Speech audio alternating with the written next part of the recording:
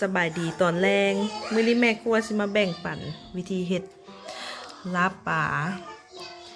บางคนก็เอิ้นก้อยป่าเนาะส่วนทางบ้านแม่ครัวเองเอิ้นว่าลาบฮดสิ่งที่จะต้องมีแท้ๆก็ต้องแม่นป่าเนาะมื้อนี้เครื่องปรุงจะอ้าวหลายแน่เพราะว่าเป็นเมนูป่าเราจะใส่สมุนไพรให้มันดับข้าวได้ดีแล้วก็แซ่บเริ่มต้นที่ปลาเนาะปลานิ่นเนื้อปลานิ่นล้วนๆบ่มีกลาง8 ขีดครึ่งใบหอมลาบล้างสะอาดเด็ดเอาแต่ใบเนาะน้ำปลาแดกต้มซุปน้ำมะนาวหัวหอมบัวแดงซอยใบขี้หูดซอยข้าวคั่วผงคะนอไก่หรือหมูหมักเพชรผงพริกป่นเนาะหอมบัวซอยหอมป้อมซอยหมักเพชรสดซอยราคาบะไดกระเคือนค้างหม้อเนาะค้างหม้อใส่หัวสิงไข่ใบขี้หูดหัวข่าเพื่อว่าจะไปลวกป่านี่นะตอนลวกเขาก็ดับข้าวอีกเนาะใส่เกลือเข้าไปนิดนึงก่อนอื่นเมื่อเราก็ต้องไปซอยป่านี่เนาะให้เป็นตอนน้อยๆตอนใหญ่ก็แล้วแต่ความหมักเลยเนาะก็มาเบิ่งกันซอยป่าเนาะซอยป่ากะซอยให้เป็นประมาณ3 นิ้วมือ1 นิ้วมือ 1นี่แหละความยาวกะต่ำกับครึ่งของป่าหั่นแหละนี่หรือว่าจิตัดไปทางอันนั้นโดยที่บ่ผ่ากลางเลยก็ได้ซอยสับนี้ซอยไปเรื่อยๆเนาะจนเมื่อป่า1 2 3 4 5 ตอน5 ตอนนี้มัน8 ขีดครึ่ง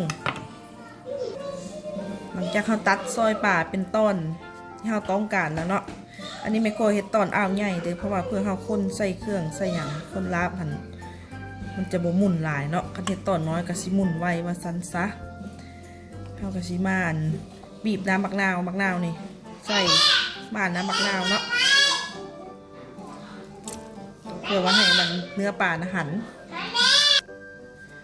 มะนาวเลมอนหนึ่งหน่วยใหญ่เนาะเต็มทีเลยมาซาวๆให้มันเข้ากันปะไว้จัก15 นาทีในระหว่างที่เราถ่า15 นาทีนี่เรากลับไปค้างหม้อที่มีหัวข่าหัวสิงไข่ใบขี้หูดนั่นค้างหม้อเพื่อไว้ลวกปลานี่แหละนี่เราก็ปะไว้สะก่อนกันครับค้างหม้อปะไว้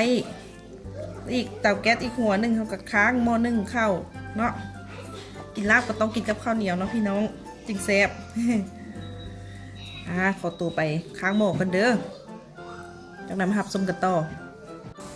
หม้อลวกปลาของเรากับฟุตเต็มที่แล้วเนาะสังเกตเบิ่งอันเตาตัวนั้นกับ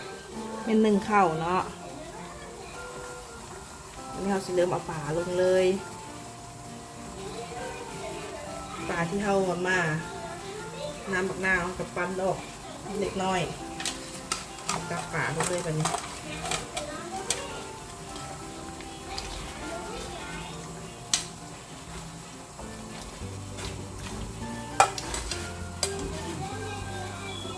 เลยพาให้หมดฝดอีกจักหน่อยนะคะถึงตักขึ้นเนาะ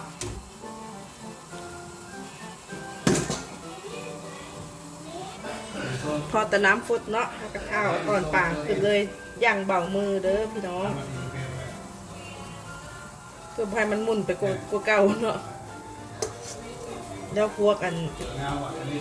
เศษผักหัวสิงไข่ใบขี้หูดทำมาเก็บออกกำลังปลาที่ห้าวลวกไว้กับปะเย็นสนิทแล้วเนาะได้เวลามาปรุงวันนี้นะปรุงใส่ผักใส่เครื่องที่ห้าวเตรียมไว้หั่นแหละไม่ครัวใส่อ่างผสมใส่อันซ้ำสเตนเลสอ่าวใหญ่เลยเนาะเพื่อเวลาเขาคนมันจึงอัน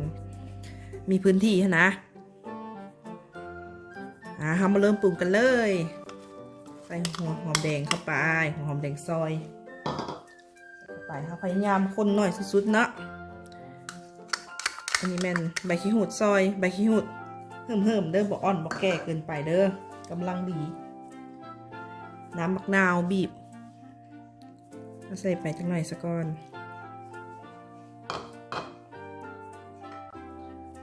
น้ำปลาแดก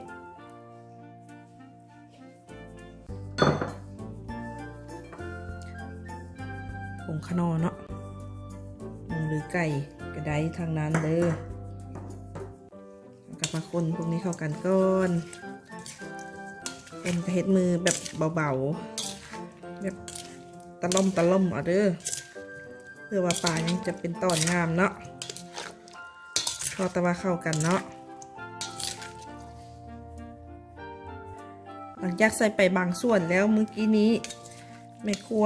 แอบซีมึงเนาะมันคือยังกัดจางสำหรับตัวค่อยเนาะอาจจะมาเติมน้ำปลาแดกอีก1 บวงโต๊ะเรื่องเค็มจางหรือว่าเผ็ดนี่แม่นส่วนบุคคลเลยเนาะคนผู้ใดมักเผ็ดก็ใส่หลายขึ้นมักเค็มหรือมักจางใส่ปั๊บไปตามเลยเด้อใส่น้ำปลาแดกเข้าไปเติมแล้วแบบนี้เราสิมาใส่ผักเลยเพราะว่าความเค็มจางมันโอเคสำหรับเราแล้วเนาะนี่ผักหอมบัวหอมป้อมซอยมะเขือซอยใส่เข้าไปเลยข้าวคั่วพริกป่นใส่เอาสีสันเด้อนี่ฮะเล็กน้อยใส่หลายกะสิเผ็ดเนาะเพราะว่าใส่มะเขือซอยไปแล้วผักหอมลาบหรือว่าผักมิ้นท์เด็ดคักแน่ละเลยอุ๊บงามนำคนมือเบาๆเด้อตะล้อมข้างนั้นข้างนี้เป็นอันเซ็ตเฮียบห้อยเนาะโอ้ยหอมขนาดเลยอยากให้ความหอมทะลุจอออกไปเนาะหอมน้ำมะนาวหอมใบขี้หูดหอมผักหอมมันปะทะกันหอมข้าวคั่วเด้บัดนี้เราสิมาตักใส่จานเสิร์ฟเลยก็เป็นอันแล้วเนาะหน้าตาลาบโพดของพวกเราเป็นตะเซฟขนาดเลยกินกับผักใส่ผักหลายๆผักวันนี้มีผักหอมลาบผักกัดขิวสลัดก็แล้วก็แตงกวาข้าวเหนียวกับข้าวเหนียวฮ้อนๆเบิ่งเด้อนี่พี่น้องคนตัวเลยเดี๋ยวแม่ครัวสิมาลองให้เบิ่งจักคำเนาะ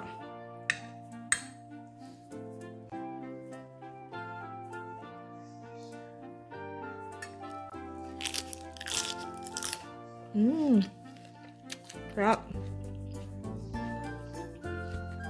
ข้าวเหนียวฮ้อนๆจ้ำ